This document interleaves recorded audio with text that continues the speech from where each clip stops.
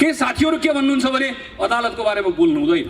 म फेरि भन्छु, बीपी कोइरालाको पार्टीको कार्यकर्ता हौ हामीहरु र यही बीपी कोइराला हो जसले सर्वोच्च अदालततर्फ हेरेर भन्नुभयो यो अदालत हो श्रीमान, न्यायको 4 किल्ला भित्र न्यायको हत्या नहोस्, दायाँ नहेर्नुस्, बायाँ नहेर्नुस्, वर नहेर्नुस्, पर नहेर्नुस्, न्याय गर्नुस्, विवेक पुर्याउनुस्।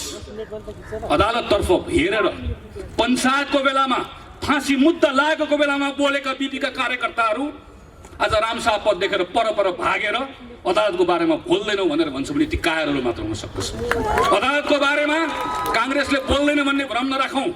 अदालतमा भइरहेको विषयका बारेमा कांग्रेस त बोलिसक्यो र कांग्रेस बोलेर भनिसक्यो पुस 5 गतेको कदम असंवैधानिक हो। अब अदालतले यो भन्दा दायाँ बायाँ फैसला गर्दैन भन्ने हाम्रो विश्वास हो। अदालतले गर्न सक्दैन, अदालतले गर्नु हुँदैन भन्ने हाम्रो मान्यता हो। अदालत प्रतिको प्रचुर विश्वास र विश्वासको आधार छ। अघि साथीहरूले चर्चा गरिसक्नु भयो। यही संविधान सभामा हामीहरू काम गर्दै गर्दा आदरणीय नेता कृष्णप्रसाद सिटौलाको नेतृत्वमा मस्यौदा समितिभित्र काम गर्दै गर्दा त्यही संविधान सभाबाट लेखिने संविधानमा भएको नेपालका कम्युनिस्ट पार्टीका साथीहरूको प्रस्ताव थियो अदालतलाई संसद मातहत राख्नुपर्छ।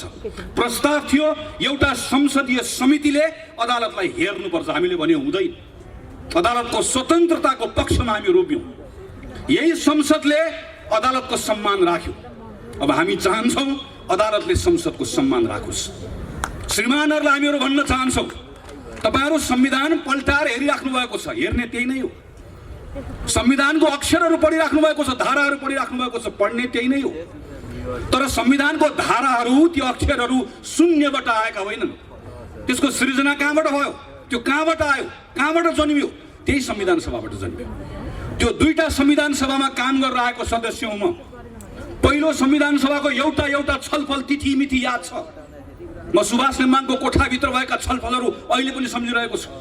पहिलो संविधान सभाबाट संविधान बनेको भए आज नेपालमा संसदीय व्यवस्था रहने संविधानै बन्दैन थियो।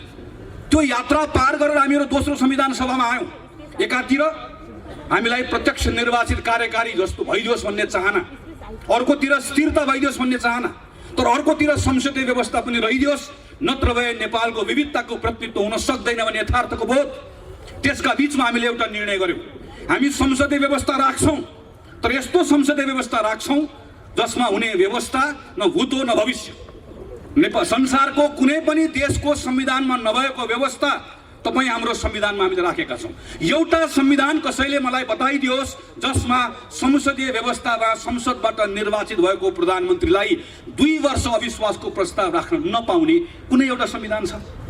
2 वर्ष अविश्वासको प्रस्तावको बारेमा जब प्रधानमन्त्री निर्धक्क भएर बस्नुभयो त्यो बेलामा नेपालको संविधान सिरानी राख्ने, अनि आज जब यो संविधानले तपाईलाई विघटन गर्न दिएन अनि त्यो बेलामा भारतको संविधानले यसो भन्छ, बेलायतको संविधानले यसो भन्छ, त्यसो भारत जानुस्, त्यसो बेलायत जानुस्। यो नेपाल हो श्रीमान, यो नेपालको संविधान लाग्छ र नेपालको संविधानमा बहुमत प्राप्त प्रधानमन्त्रीले संसद विघटन गर्न पाउने कुरा लेखिएको छैन। अदालतमा कहिलेकाहीँ चिन्ता व्यक्त गरेको सुनिन्छ, बहुमत प्राप्त प्रधानमन्त्रीले सरकार चलाउन मन नलाग्यो भने के गर्ने? हामीले श्रीमानलाई भनेका छौं त्यसो भए बहुमत प्राप्त प्रधानमन्त्री खुरुक्क घर जाने, घर बस्न मन नलागे वन जाने। त्यो भन्दा बाहेक यो संविधानले बाटो देखाउँदैन। यो संविधानको धारा 76 मा छलफल भइरहेको छ। धारा 76 लेख्ने संविधानको मस्यौदा समितिको संयोजक यही हुनुहुन्छ, म त्यसको सदस्य। सम्माननीय अदालतका श्रीमानहरुलाई हामी भन्न चाहन्छौं, हामी जनताका प्रतिनिधि हौं। नजानेर नबुझेर धारा 1, 2, 3, 4, 5, 6, 7 लेखेको होइन। बहुमत प्राप्त प्रधानमन्त्रीले संसद भङ्ग गर्न पाउँछ भनेको भए, गर्न पाउँछ भन्ने लेख्नुपर्छ भनेको भए लेख्न नआउने हो, पढ्न नआउने हो। सरासर 2047 सालको संविधानको धारा 53 जस्तो बहुमत प्राप्त प्रधानमन्त्रीले संसद भङ्ग गर्न पाउने छ भने लेखिहाल्थ्यो। बहुमत प्राप्त प्रधानमन्त्रीले गर्न पाउँदैन भनेरै त्यस कारणले गर्दा गर्न नपाइने व्यवस्था गर्यो। यति कुरा प्रष्टसँग लेख्दै गर्दाखेरि पनि संविधानको व्याख्या गर्दै गर्दा तलमाथि हुन्छ भने प्रश्न उठ्छ श्रीमान, प्रश्न उठ्छ, जवाफ दिनुपर्ने हुन्छ। किनकि अदालतले पनि लेखेको कुरा व्याख्या गर्ने हो, काल्पनिक कुरा अदालतले पनि थप्न पाउँदैन। यो संविधानमा थप गड गर्न पाउने अधिकार अदालतलाई पनि छैन। लेखेका कुराको व्याख्या गर्ने मात्रै हो। यति मात्र होइन, तपाईँ प्रत्येक नेपाली नागरिकले यो कुरा मनन गर्नुपर्छ। प्रधानमन्त्री केपी शर्मा ओलीको विघटनको यो प्रस्ताव सदर हुने हो भने योभन्दा ठुलो लोकतन्त्रमा जनताको निर्वाचनको अर्को अपमान हुन सक्दैन। हाम्रो संविधानमा त लेखिएको छैन। कहिलेकाहीँ के कुरा गरिन्छ भने संसारको विभिन्न संविधानमा भएको व्यवस्थाको कुरा गरिन्छ, संसदीय व्यवस्थाको कुरा गरिन्छ। हाम्रो संविधानमा नलेखेको तर संसदीय परम्पराको कसैले बहस गर्छ भने पनि एकपटक पल्टाएर हेरौँ। एउटा संसद विघटन गरेको घटना कसैले मलाई बताइदियोस् जहाँको प्रधानमन्त्रीले के भन्छ भने यो संसदमा सम्पूर्ण रूपमा मेरो बहुमत थियो, संसदमा मलाई केही पनि समस्या भएको थिएन, तर राति सुतेको बिहान उठ्दै गर्दा भङ्ग गर्न मन लाग्यो, मैले भङ्ग गरिदिएँ। प्रधानमन्त्रीको पत्रले योभन्दा अरू केही भन्छ? तपाईँले पत्र पढ्नु भएको छ एकपटक? प्रधानमन्त्री के भन्नुहुन्छ भने मलाई 2/3 बहुमत चाहियो, त्यस कारणले गर्दा मैले संसद भङ्ग गरिदिएँ। अब 2/3 बहुमत दिनुहोस्। त्यसपछि प्रधानमन्त्री के भन्नुहुन्छ भने 2/3 पुगेन, सम्पूर्ण चाहियो भन्नुहुन्छ। त्यो भन्न पाइने हो नि त। एउटा व्यवस्था कसैले देखाइदियोस्, एउटा अभ्यास देखाइदियोस् जहाँ संसदमा समस्या नरहिकन संसद विघटन भएको होस्। भएको छैन, कहीँ पनि हुँदैन। हाम्रोमा त पाइँदैन, पाइने ठाउँमा पनि हुँदैन। संसदमा समस्या आएपछि बल्ल संसद भङ्ग गर्ने अभ्यास संविधानमा व्यवस्था भएका देशहरूमा छ, हाम्रोमा त त्यो पनि छैन। त्यसैले हामी श्रीमानहरूतर्फ फर्केर भनिरहेका छौँ, केही हेर्नु पर्दैन, हाम्रो संविधान मात्र हेर्दै हुन्छ। प्रधानमन्त्रीले अदालतमा चलिरहेको कुरालाई तमासा भनेर भन्नुभयो। तमासा भन्ने कुरालाई अदालतले कसरी लिन्छ, अदालतले जान्ने कुरा हो। केही पूर्व प्रधान न्यायाधीशहरूले अदालतको पनि उच्चारण गर्नु भएन। उहाँले जम्मा एउटा कुरा भन्नुभयो, प्रतिनिधि सभाको विघटन 30 वर्ष पञ्चायतमा दुर्गानन्द झादेखि योगेन्द्रमान शेरचनसम्म एकचोटि निवेदन लेखेको भए मन्त्री प्रधानमन्त्री हुन पाउँथे। झुन्डिए, गोली खाए, मन्त्री प्रधानमन्त्री बन्न कोही पनि तयार भएन। एउटा चुनावको हिसाब किताब गरेर बस्छौँ हामी। चुनाव जित्ने कुरा एउटा राजनीतिक दलले सोच्नु हुँदैन होइन, तर के एउटा चुनाव जित्ने वा हार्ने कुरा मात्रैका निम्ति नेपाली काङ्ग्रेस पार्टी बनेको? आज खेल मैदानमा जाँदै गर्दा अर्कोपट्टिको मैदानमा भएका खेलाडीहरू आफै एकअर्कालाई हान्दैछन्, आफै एकअर्कालाई हान्दै गर्दा कोही लडेका छन्, ढलेका छन्। गोल हान्न सजिलो हुन्छ भन्ने तपाईँलाई पनि लागेको छ, मलाई पनि लागेको छ, तर गोल हान्न सजिलो हुन्छ भन्ने लाग्दै गर्दा यति त ध्यान पुऱ्याउँ, खेल मैदान रहेन गोल हान्नुला। खेल मैदानै रहेन भने गोल कहाँ गएर हान्ने हो? अनि त्यो खेल मैदान राख्ने पद्धतिका निम्ति लडेर आएको काङ्ग्रेस होइन यो। त्यसैले आजको दिन नेपाली काङ्ग्रेसको प्रत्येक साथीले आफैलाई प्रश्न गर्नुपर्छ, यदि कोही अलमलमा छ भने तपाईँ निर्वाचनको पक्षमा कि संसद पुनर्स्थापनाको पक्षमा? गलत प्रश्न। तपाईँ संविधानको पक्षमा हो कि होइन? प्रश्न यो। तपाईँ संविधानको पक्षमा हो भने तपाईँ जनताको पक्षमा हो कि होइन? तपाईँ न्यायको पक्षमा हो कि होइन? तपाईँ आज न्यायको पक्षमा हो कि अन्यायको पक्षमा हो? तपाईँ आज संविधान र जनताको पक्षमा हो कि यो संविधानलाई विघटन गर्ने तत्त्वहरूको पक्षमा हो? प्रश्न यो प्रश्नमा नेपाली काङ्ग्रेस पार्टीले स्पष्ट निर्णय गरेर आफूलाई उभ्याएको छ। यो निर्णयलाई आजको दिनमा कतिपय ठाउँमा साथीहरू अल्मलिनु भएको छ, कतिपय अभिव्यक्तिहरूले अल्मलिनु भएको छ। म तमाम साथीहरूलाई आग्रह गर्छु, पार्टीको जुनसुकै तहको नेता होस्, पार्टीको निर्णयले बाँधिएको छ र पार्टीको निर्णय यही हो। पुस 5 गते प्रधानमन्त्री केपी शर्मा ओलीले गर्नुभएको काम असंवैधानिक हो। असंवैधानिक केपी ओलीको कदम मुर्दाबाद पार्टीको नारा यही हो। योभन्दा दायाँ बायाँ न नेपाली काङ्ग्रेसको निर्णय छ, न कसैले निर्णय गराउन पाउँछ। प्रश्न काङ्ग्रेसलाई मात्र होइन, प्रश्न अदालतलाई पनि आउँछ। नेपाल संविधानका हिसाबले पनि राजनैतिक हिसाबले पनि यसले गतिरोध उत्पन्न गरेको छ भनेर भन्नुभयो। भनेको त्यति मात्रै हो। त्यति भनेको आधारमा आज पूर्व प्रधान न्यायाधीशहरूलाई अदालतको अपहेलनाको मुद्दा लागेको छ। अदालतको प्रक्रिया छ, म प्रक्रियाको सम्मान गर्छु र मलाई विश्वास छ अदालतले यसलाई दुधको दुध पानीको पानी गर्छ।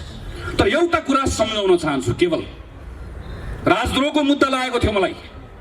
यही अगाडिपट्टि नागरिक आन्दोलन भएको थियो, देवेन्द्रराज पाण्डे र कृष्ण पहाडीले नेतृत्व गर्नुभएको नागरिक आन्दोलनमा यहाँ नारा लगाएको बहानामा राजद्रोहको मुद्दा लागेर हिरासतमा थिए।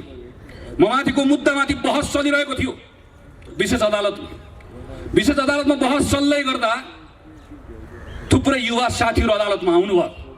अदालतको परिसरमा छिर्नुभयो। तलबाट नारा लाग्न थाल्यो, ज्ञाने चोर देश छोड। र त्यही बेलामा मेरो पक्षमा बहस गर्दै गरेका वकिलहरूले भन्नुभयो, श्रीमान एकछिन म अदालतमा मौनता चाहन्छु। श्रीमान एकछिन कोही नबोलिदिनुहोस्। कोही बोलेनन्। पछि भित्र युवाहरू भित्रै पसे, नारा लगाउँदै गए, अझ स्वर ठुल्ठुलो हुँदै गयो। अनि मेरो पक्षको वकिलहरूले भन्नुभयो, श्रीमान मेरो पक्षलाई आज जुन आरोप लागेको छ त्यो आरोपको आधारमा तपाईँले आज यसलाई राजद्रोही भन्ने हो भने ती राजद्रोहीहरू त अदालतमा आइसके। यी सबलाई राजद्रोही तपाईँले भन्नुपर्छ। अब कतिलाई राजद्रोही भन्नुहुन्छ भनेर भनेको म सम्झन्छु। आज संविधानमा नलेखिएको संसद विघटन गरेको कुरा गलत हो भनेर कसैले भन्दै गर्दा, नेपालको प्रधानमन्त्रीले विधिको शासनमा विश्वास गर्नुहुन्न, सेटिङको शासनमा विश्वास गर्नुहुन्छ भनेर कसैले भन्दै गर्दा अदालतको अपहेलनाको मुद्दा लाग्छ भने अपहेलनाको मुद्दा हामी सबलाई लगाइयो श्रीमान। हामी सबैले त्यो मुद्दा खेप्न तयार छौँ। न्यायको पक्षमा बोल्दै गर्दा अदालतको अपमान हुँदैन। हामी अदालतको मान बढाउन चाहन्छौँ, अदालतको शान बढाउन चाहन्छौँ। सर्वोच्च अदालत भन्ने नाम संविधानले दिएको, तर सर्वोच्च अदालतप्रतिको सर्वोच्च विश्वास अदालतले आर्जन गर्नुपर्छ। न्यायबाट आर्जन गर्नुपर्छ, फैसलाबाट आर्जन गर्नुपर्छ, न्याय गरेको देखिनुपर्छ। त्यसका निम्ति हामीहरू बोलिरहेका छौँ। कतिपय साथीहरू भन्नुहुन्छ आज हामी नेपाल कम्युनिस्ट पार्टी दुईटा हुँदै गर्दा कुनै एउटाको पक्षमा नबोलौँ, कुनै अर्कोको पक्षमा नबोलौँ। मलाई यसमा अल्मलिनु पर्ने कारण केही पनि छ भन्ने लाग्दैन। कम्युनिस्ट पार्टीका साथीहरू दुईतिर अहिले फर्केर बस्नु भएको छ। एउटाले एउटाको वस्त्र उतार्नुहुन्छ र ल भन्नुहुन्छ, ल आज मैले उतारिदिएँ। अर्कोले भन्नुहुन्छ उसले एउटा उतारे मैले दुईटा उतारिदिएँ। उतार्दा उतार्दै केही दिनपछि दुवै थरीहरू सर्वाङ्ग नाङ्गिसके पछाडि तपाईँ हामीले कोहीले पनि उहाँहरूलाई हेर्न सक्दैन। र त्यो बेलामा नेपाली जनता आफैले भन्नेछन्, हामीलाई को सक्कली को नक्कली थाहा छैन, तर हामीलाई सक्कली कम्युनिस्ट पनि चाहिएन, नक्कली कम्युनिस्ट पनि चाहिएन। हामीलाई तातेको कम्युनिस्ट पनि चाहिएन, हामीलाई सेलाएको कम्युनिस्ट पनि चाहिएन। हामीलाई गड्याङ गुडुङ गर्दै आउने उत्तौलो खरे जस्तो कम्युनिस्ट पनि चाहिएन। हामीलाई जमेर गनाएको पोखरी जस्तो गनाएको कम्युनिस्ट पनि चाहिएन। हामीलाई यो पनि चाहिएन, हामीलाई त्यो पनि चाहिएन। नेपाली जनता आफैले भन्नेछन्। हामी यहाँ छौँ भनेर लेखेर बस्नुभएका साथीहरूलाई नेपाली जनता आफैले प्रश्न गरिरहेका छन्। हिजो नेपाली कङ्ग्रेसका साथीहरू संसदमा सडकमा राष्ट्रपति रानी जस्तो हुन खोजिबक्स्यो भनेर भन्दै गर्दा तपाईँहरू कहाँ हुनुहुन्थ्यो? हिजो संसदमा उपसभामुख पनि चाहियो, होइन भने संवैधानिक परिषदमा प्रधानमन्त्रीले दादागिरी गर्नुहुन्छ भन्दै गर्दा तपाईँहरू कहाँ हुनुहुन्थ्यो? हिजो निर्वाचन आयोगमा स्वतन्त्र मान्छे लिएर जाउँ भन्दै गर्दा तपाईँहरू कहाँ हुनुहुन्थ्यो? आज चुनाव चिन्ह मलाई दियो, म यहाँ छु भन्दै गर्दा तपाईँहरू कहाँ हुनुहुन्थ्यो भन्ने प्रश्न तपाईँ हामीले गर्नु पर्दैन। आम जनताले गरिरहेको प्रश्न छ। हामी यसमा अल्मलिनु पनि पर्दैन, किनकि आजको मूल प्रश्न यो होइन। आजको मूल प्रश्न संविधानमाथि भएको घात हो। आजको मूल प्रश्न संविधान विघटन गरिएको विषय हो। आजको मूल प्रश्न संविधानलाई ट्र्याकमा फर्काउने कुरा हो। आजको मूल प्रश्न व्यवस्था जोगाउने कुरा हो। म खास गरिकन नौजवान साथीहरूलाई म अनुरोध गर्न चाहन्छु। 48 सालमा 9 कक्षामा पढ्थेँ, 46 सालको बेलामा प्रदीपजी हामीहरू एउटै विद्यालयमा भक्क स्कुल पढ्दै थियौँ। ठुलो परिवर्तन भयो। परिवर्तनपछि सब ठिकठाक हुन्छ भन्ने लाग्यो। धेरै कुरा भनेको जस्तो भएन। माओवादी आयो, बन्दुक बोकेर आयो, व्यवस्था बदल्छु भनेर आयो। दरबार आयो, व्यवस्था बदल्छु भनेर आयो।